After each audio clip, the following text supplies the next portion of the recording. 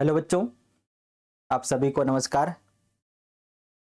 Students, twelfth business study में लोक शिक्षण संचालनालय के द्वारा जो प्रश्न बैंक जारी किया गया है, उस प्रश्न बैंक में जो ऑब्जेक्टिव टाइप के क्वेश्चन हैं उनको हम हल कर रहे हैं। इसके पहले वाले वीडियो में या आप लोगों ने अभी हमारा जो अर्धवार्षिक परीक्षा आने वाला है 1 दिसंबर से, अर्धवार्षिक परीक्षा में वित्तीय बाजार तक के यूनिट आने वाले हैं। आज हम वित्तीय प्रबंध से रिलेटेड जो ऑब्जेक्टिव टाइप के क्वेश्चन है वो हम करने वाले हैं, क्योंकि 32 नंबर के ऑब्जेक्टिव हमारे लिए बहुत मायने रखते हैं और इसकी तैयारी हमारे लिए बहुत ज़रूरी है। और ये तैयारी मतलब हमारे लिए फाइनल एग्जाम की तैयारी भी हो जाएगी। तो आज हम वित्तीय प्रबंध जो यूनिट है, इस इकाई 9 मतलब यूनिट 9 वित्तीय प्रबंध, इसके जो ऑब्जेक्टिव टाइप के क्वेश्चन है वो हम हल करने वाले हैं।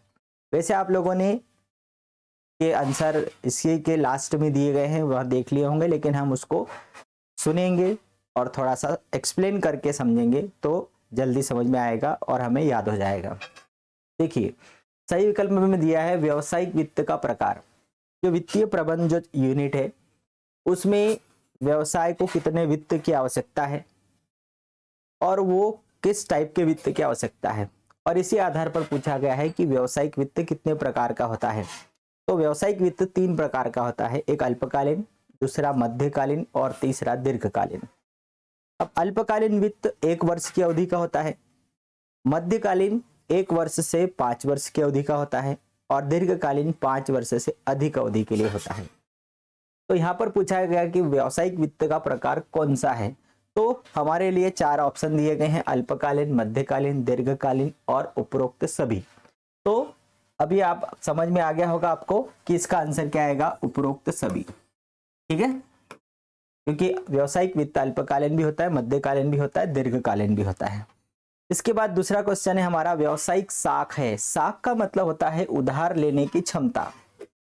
कई बच्चों को जैसे ध्यान नहीं आता है कि साख मतलब क्या है, तो साख का मतलब होता है व्यवसाय की उधार लेने की क्षमता क्या है। तो व्यावसायिक साख का उदाहरण कौन सा है या व्यावसायिक साख है। उधार का लेन देन किस माध्यम से किया जाता है, तो पहला है विनिमय विपत्र, प्रतिज्ञा पत्र, हुंडी और उपरोक्त सभी। ये तीनों जो प्रकार हैं, विनिमय विपत्र जिनको हम प्राप्य विपत्र, देय विपत्र, जो चालू संपत्तियां हैं वो हम बोलते हैं ना प्राप्य विपत्र, तो ये विनिमय विपत्र कहलाते हैं। ये भी क्या है, ये साख का एक उदाहरण है। प्रतिज्ञा पत्र ये भी एक वचन पत्र है। हुंडी, तो ये जो तीनों हैं इसका हमारा जो आंसर क्या आएगा, उपरोक्त सभी। ये सभी व्यावसायिक साख के उदाहरण हैं। साख मतलब उधार लेने के माध्यम है, ये इन माध्यमों से उधार लेन देन किया जाता है। तीसरा है जोखिम पूंजी की विशेषता होती है। जोखिम मतलब ऐसी पूंजी जिसमें रिस्क ज्यादा होती है। पूंजी के 2 प्रकार हैं, जो अंश पूंजी, कंपनी की जो पूंजी होती है वो अंश में बटी होती है और अंश 2 प्रकार के होते हैं, एक समता अंश और दूसरा पूर्वाधिकार अंश। तो इसमें सबसे ज्यादा रिस्क होती है। तो यहाँ पर ऋण पूंजी, ऋण पूर्ति मतलब ये तो ऋण पत्र हो गया, ऋण पूंजी है जिसमें जोखिम नहीं होता। दीर्घकालीन पूर्ति, दीर्घकालीन पूर्ति भी यदि होगी तो वो भी लौटाना तो है ही। स्वामित्व कोष, तो सबसे ज्यादा जो है रिस्क किसमें होता है, स्वामित्व कोष में होता है, क्योंकि ये जो आप जो भी लेंगे, जन निक्षेप भी लेंगे, दीर्घकालीन पूर्ति भी लेंगे, ऋण पूर्ति भी लेंगे, इनको आपको एक समय के बाद लौटाना ही पड़ेगा। लेकिन स्वामित्व कोष मतलब मालिक का जो फंड होता है वो सबसे ज्यादा रिस्क होता है, मतलब जोखिम पूंजी उसी को हम बोलते हैं। फिर है ऋण आधारित कोष है।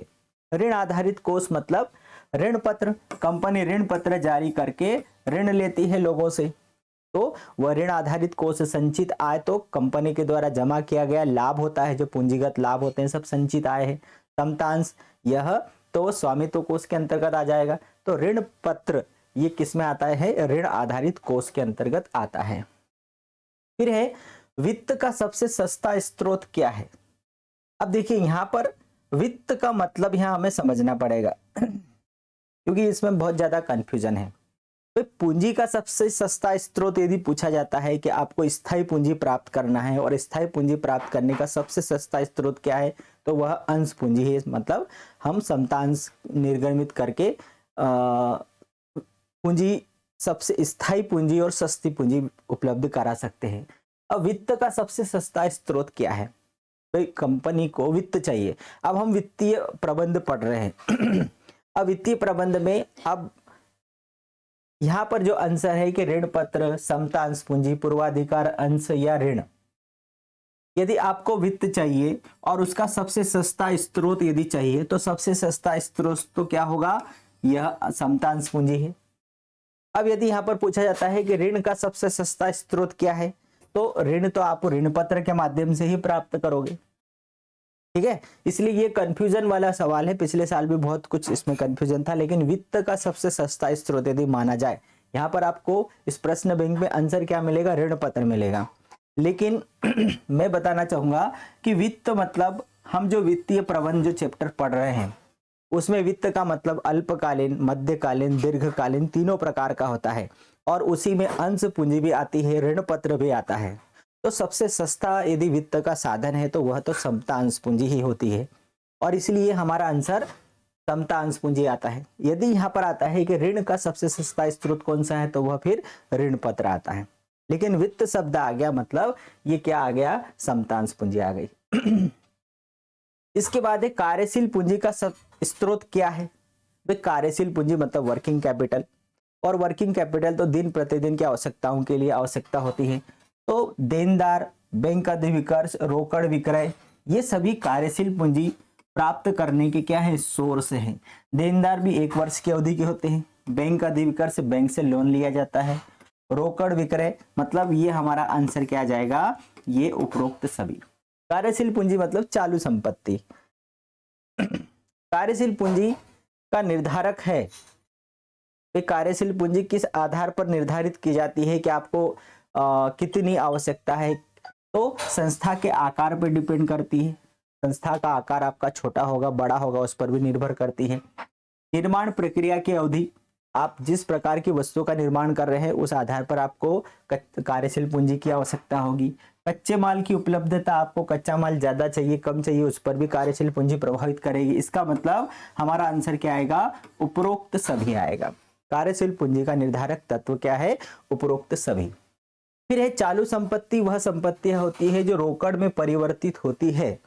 ये चालू संपत्तियां रोकड़ में परिवर्तित हो जाती है 6 महीने के अंदर, 1 साल के अंदर, 1 से 3 साल के अंदर या 3 से 5 साल के अंदर। तो जो चालू संपत्ति की जो उम्र होती है यह 1 वर्ष की होती है। ये 1 वर्ष के अंदर रोकड़ में परिवर्तित हो जाती है। इसका एक चक्र चलता है, इसका एक चक्र चलता है, इसका एक सर्कल चलता है। जैसे मान लो आपके पास में कैश है आपके पास जो रोकड़ है, तो रोकड़ से आपने कच्चा माल खरीदा, तो रोकड़ किस में बदल गई? कच्चे माल में बदल गई। कच्चा माल से आपने पक्का माल बना लिया, ठीक है। पक्के माल को फिर आपने बेच दिया, तो वो किस में बदल गया? देनदार में बदल गया। और देनदार से आपको प्राप्य पत्र मिल गया, तो वो प्राप्य पत्र में बदल गया। और प्राप्य पत्र से एक निश्चित तारीख के अंदर आपको पैसा प्राप्त हो गया। मतलब इसकी जो उम्र है वह 1 वर्ष की होती है। ऐसा एक सर्कल चलता है, 1 वर्ष के अंदर जो रोकड़ है वापस रोकड़ में बदल जाती है। तो चालू संपत्ति कोई से भी हो, वह 1 वर्ष के अंदर वह रोकड़ में बदल जाती है। फिर है स्थायी संपत्तियों में क्या शामिल नहीं है? तो बहुत इजी क्वेश्चन है। स्थायी संपत्ति में हम किसको शामिल नहीं करेंगे? भाई मशीन स्थायी संपत्ति है, भवन स्थायी संपत्ति है, फर्नीचर स्थायी संपत्ति है, मतलब जो स्टॉक है यह चालू संपत्ति होता है, मतलब स्थायी संपत्ति में ये शामिल नहीं है। निम्न में से वित्तीय निर्णय कौन सा है? वित्त व्यवस्था का निर्णय करना, ये वित्तीय निर्णय है। लाभांश का निर्णय करना, ये भी वित्तीय निर्णय है। विनियोग का निर्णय करना, ये भी वित्तीय निर्णय है। मतलब हमारा आंसर क्या आएगा? उपरोक्त सभी। चलिए अब रिक्त स्थानों की तरफ चलते हैं। वित्तीय प्रबंध का वित्तीय प्रबंध सामान्य प्रबंध की क्या है? तो वित्तीय प्रबंध जो सामान्य प्रबंध है उसकी क्या है? एक शाखा है, ब्रांच है। जो सामान्य मैनेजमेंट है उस मैनेजमेंट की एक ब्रांच है, जैसे एक पेड़ है, उस पेड़ की एक शाखा। इस प्रकार से जो प्रबंध है एक पेड़ है और उसकी एक ब्रांच क्या है? वित्तीय प्रबंध है। दीर्घकालीन वित्त नियोजन खालिस्तान वर्ष या अधिक के लिए होता है। मैंने सबसे पहले इसमें शुरुआत में बोला था कि 3 प्रकार के वित्त होता है, अल्पकालीन, मध्यकालीन, दीर्घकालीन। अल्पकालीन 1 वर्ष, मध्यकालीन 5 वर्ष और दीर्घकालीन 5 वर्ष या उससे अधिक के लिए। तो यहाँ पर हमारा क्या आएगा, 5 वर्ष। फिर है भूमि या भवन में विनियोग। भाई भूमि और भवन स्थायी संपत्तियां होती है और स्थायी संपत्तियों को खरीदने के लिए स्थायी पूंजी का उपयोग किया जाता है। ठीक है, तो क्या आएगा, स्थायी पूंजी। अल्पकालीन वित्तीय नियोजन सामान्यतः कितने वर्ष के लिए होता है, 1 वर्ष के लिए। अभी हमने पढ़ा था। चालू संपत्तियों का योग क्या कहलाता है, खालिस्तान पूंजी कहलाती है, कार्यशील पूंजी कहलाती है। ठीक है, फिर सार्वजनिक उपयोग के उपक्रमों में खालिस्तान कार्यशील पूंजी की आवश्यकता होती है। तो सार्वजनिक उपयोग के उपक्रमों में कम कार्यशील पूंजी की आवश्यकता होती है, कम पूंजी लगती है उस पर। वित्तीय प्रबंध खालिस्तान के अपव्यय को न्यूनतम करता है। तो यहाँ पर क्या आएगा, वित्तीय प्रबंध के द्वारा वित्त के जो साधन है, वित्त के अपव्यय को न्यूनतम किया जाता है। ठीक है, वित्तीय प्रबंध का उद्देश्य अनावश्यक तथा अधिक मात्रा में जोखिम से बचना है। वित्तीय प्रबंध के द्वारा क्या किया जाता है, जोखिम से बचा जाता है। समता अंशधारियों को कंपनी में मत देने का अधिकार होता है, वोट देने का अधिकार होता है। और मुद्रा बाजार खालिस्तान में व्यवहार करता है। तो मुद्रा बाजार अल्पकालीन प्रतिभूतियों में व्यापार करता है। ठीक है, वित्तीय प्रबंध सामान्य प्रबंध की शाखा है। दीर्घकालीन वित्त नियोजन 5 वर्ष के लिए होता है। भूमि या भवन में विनियोग स्थायी पूंजी का प्रतिनिधित्व करता है। अल्पकालीन वित्त नियोजन सामान्यतः 1 वर्ष की अवधि के लिए होता है। चालू संपत्तियों का योग कार्यशील पूंजी कहलाती है। सार्वजनिक उपयोग के उपक्रमों में कम कार्यशील पूंजी की आवश्यकता होती है। वित्तीय प्रबंध वित्त के अपव्यय को न्यूनतम करता है। वित्तीय प्रबंधन का उद्देश्य अनावश्यक तथा अधिक मात्रा के जोखिम से बचना होता है। समता अंशधारियों को वोट देने का अधिकार होता है। मुद्रा बाजार अल्पकालीन प्रतिभूतियों में व्यवहार करता है। अब हम सही जोड़ी देखेंगे। तो सही जोड़ी में सबसे पहले आ रही है हमारे सामने स्थायी पूंजी। स्थायी पूंजी कैसी होती है, दीर्घकालीन होती है, पहला हो गया। प्रशासनिक कार्य वित्त से रिलेटेड होते हैं। पूंजी संरचना मतलब स्थायी पूंजी हो गई। कार्यशील पूंजी मतलब चालू संपत्तियां हो गई। और लाभ हानि विवरण मतलब वित्तीय नियोजन हो गया। ठीक है, इसके बाद हम देखेंगे अगली सही जोड़ी है वित्तीय प्रबंधन। वित्तीय प्रबंधन क्या है, तो सामान्य प्रबंध का एक भाग है। ये वित्तीय प्रबंधन सामान्य प्रबंध का एक भाग है। वित्तीय योजना का उद्देश्य क्या है, जोखिम व लागत में पर्याप्त संतुलन स्थापित करना, ये वित्तीय योजना का उद्देश्य है। पूंजी संरचना मतलब स्थायी पूंजी, अभी इसके पहले भी आया था। लाभों को अधिकतम करना वित्तीय प्रबंध का उद्देश्य है, ये अधिक से अधिक लाभ कमाना। और लाभांश की नीची दर मतलब अति पूंजीकरण। भाई लाभांश की नीची दर, जब अति पूंजीकरण होता है मतलब यदि आपने मार्केट से ज्यादा पूंजी प्राप्त कर ली है, मतलब आपको ज्यादा लाभांश देना पड़ेगा और ज्यादा लाभांश देने पर आपकी लाभांश की दर नीची हो जाएगी। सत्य असत्य में वित्तीय प्रबंध सामान्य प्रबंध का एक अंग है, बिल्कुल 100% राइट है। वित्तीय प्रबंध सामान्य प्रबंध का एक अंग है या उसकी एक शाखा है। पूंजी बाजार एक संगठित बाजार है, बिल्कुल 100% राइट है। वित्तीय प्रबंध की उपयोगिता अंशधारियों के लिए नहीं होती, ये गलत आए। तो वित्तीय प्रबंध की उपयोगिता समता अंशधारियों के लिए भी है। पूंजी व्यवसाय का जीवन रखता है, बिल्कुल। वित्तीय प्रबंध से वित्तीय संस्थाओं को लाभ प्राप्त होता है, एकदम राइट। कार्यशील पूंजी की आवश्यकता दीर्घकालीन अवधि के लिए होती है, ये गलत है, क्योंकि कार्यशील पूंजी की आवश्यकता अल्पकालीन अवधि के लिए होती है। वित्तीय प्रबंध व्यावसायिक प्रबंध का अंग है, ट्रू है। वित्तीय प्रबंध कला विज्ञान दोनों है, बिल्कुल राइट है। वित्तीय नियोजन वित्तीय प्रबंध का मुख्य कार्य है, ये भी ट्रू है। और वित्तीय नियोजन की सीमाएं नहीं है, तो ये है फॉल्स। भाई कोई सा भी कार्य हो उसकी सीमाएं, उसके दोष तो होते ही, बिना दोष के कार्य नहीं हो सकता। यदि आग जलेगी तो धुआं बिल्कुल निकलने वाला है। इसी प्रकार से वित्तीय नियोजन की कोई सीमा नहीं है, गलत है, उसके दोष भी हैं। एक शब्द में हम चलेंगे, वित्तीय नियोजन का हृदय किसे कहा जाता है? तो वित्तीय नियोजन का हृदय क्या होगा? वित्त होगा। तो वित्तीय नियोजन किसके लिए होता है? वित्त के लिए होता है। वित्तीय विवरणों से विभिन्न अनुपातों का विश्लेषण क्या कहलाता है? अनुपात विश्लेषण। इसके आगे जो हमारा जो चैप्टर है अकाउंटेंसी में, वो इसी से रिलेटेड है। कच्चा माल क्रय करने के लिए कार्यशील पूंजी की आवश्यकता होती है। कच्चा माल क्रय करने के लिए वर्किंग कैपिटल की आवश्यकता होती है।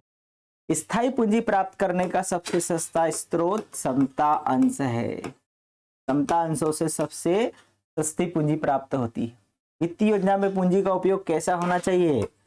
आप वित्त की योजना बना रहे हैं तो उसमें पूंजी का उपयोग अधिकतम होना चाहिए। वित्तीय आवश्यकताओं का पूर्वानुमान वित्तीय प्रबंध में किया जाता है। व्यवसाय का जीवन रक्त किसे कहते हैं? वित्त को कहते हैं। चालू संपत्ति एवं चालू दायित्व के अंतर को वर्किंग कैपिटल कहते हैं, या उसे हम बोलते हैं कार्यशील पूंजी। अत्यधिक प्रवर्तन व्यय का परिणाम है अति पूंजीकरण।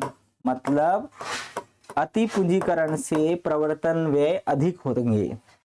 और श्रमिकों द्वारा किस स्थिति में अधिक पारिश्रमिक की मांग की जाती है? तो अल्प पूंजीकरण में।